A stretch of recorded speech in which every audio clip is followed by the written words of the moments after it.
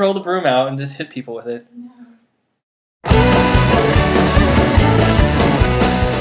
This week's theme is about Quidditch safety. There's an article that everybody else has referenced in their videos. I'm not going to link it in my video because I'm not specifically referencing this video. However, go back, watch the video, go check out that link. Make sure that you know kind of what they were talking about because this is a big topic right now and that a lot of people are talking about. To summarize, basically the big issue right now is talking about Quidditch safety, and tackling is a big topic because I guess there have been some really major injuries across the nation in different teams that have put people out for long periods of time or out entirely because of Quidditch injuries like concussions from tackling. So tackling has been the spotlight. I really have to say I disagree entirely with limiting physical contact in Quidditch because I think that definitely limits how much of a legitimate sport we can kind of be. So that being said, I'm going to show why tackling is really not that big of an issue if you do it right and if you know how to do it. Got my vice captain, Isaac, here with me, and we're going to do some tackling demonstrations. So this will be fun, and hopefully you'll understand why I think it's complete utter shit. Okay, so you have a ball in your hand. Sure, yeah. And you have a broom in your leg. Okay. Easy peasy. Alright, so we got this.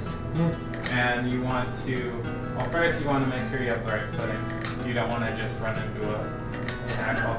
So you want to make sure you're steady. You want to, get down, so you're closer to the ground. Make sure your back's straight so you don't strain your back.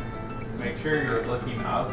You don't want to lean your head down because that would cause neck injury or a concussion. And then you want to hit right around the midsection, or get lower, and then push up so you can, easily knock over your opponent. But what you don't want to do is put your head into their body. I mean, that's a common mistake because you could hurt yourself a lot. Well, plus that's the broom, right? Yeah, and try to avoid that.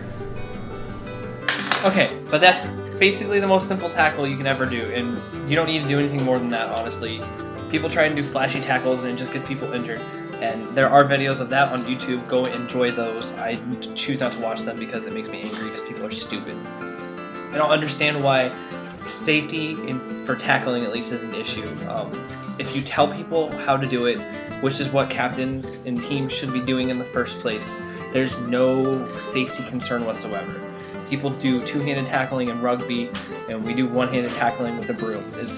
I don't see that much of a difference, honestly, unless you impale somebody with your broom when you tackle them, which shouldn't be an issue if you know how to do it right. So I feel like I'm repeating myself, but apparently people don't get what I'm saying half the time when I talk about why it's an issue.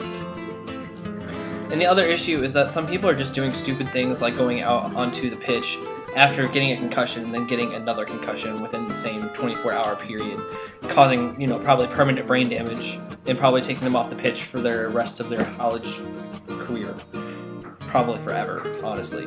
But yeah, don't do that. Be smart. If you get injured, sit out. Teams need to start instituting a sitting out rule. I think it's called a no play rule properly. I'm going to call it the sit out rule because it makes more sense, because we think no play, you think you're not going to play again ever. But sit out when you get injured, sit out for at least one game. If it's a tournament, sit out for the rest of the day.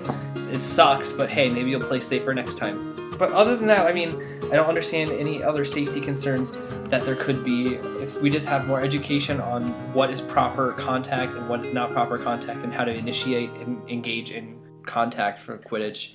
There's no problem. And maybe some equipment could be optional. Let's not make required gear. A lot of us can hardly afford to play right now as it is, and to add on all this other gear that we have to buy, like helmets, mouth guards, shin pads, elbow pads, anything like that, it's going to cost a lot of people a lot of money, and we just don't have that money to spend, unfortunately. It'd be great if you can do optional. Eyewear, I'd say eyewear would probably be the one thing that I would ever buy for myself, and that actually messes up my game a lot when I try to wear it, so I need to get used to that. But yeah, that's basically my 2 cents about this whole safety thing.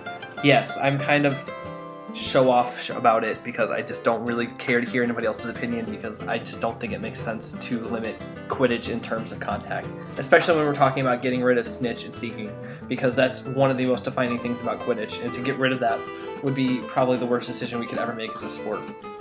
So But yeah, again, that's my opinion. If you don't agree with it, that's great. That's fine. There are people on my channel that disagree with me. But that's why we have different opinions, and that's why the Quidditch is so like heated right now, is because everybody has all these different opinions about what Quidditch is and what Quidditch isn't, and nobody can seem to agree. So anyway, have a great day. I'll see you next week.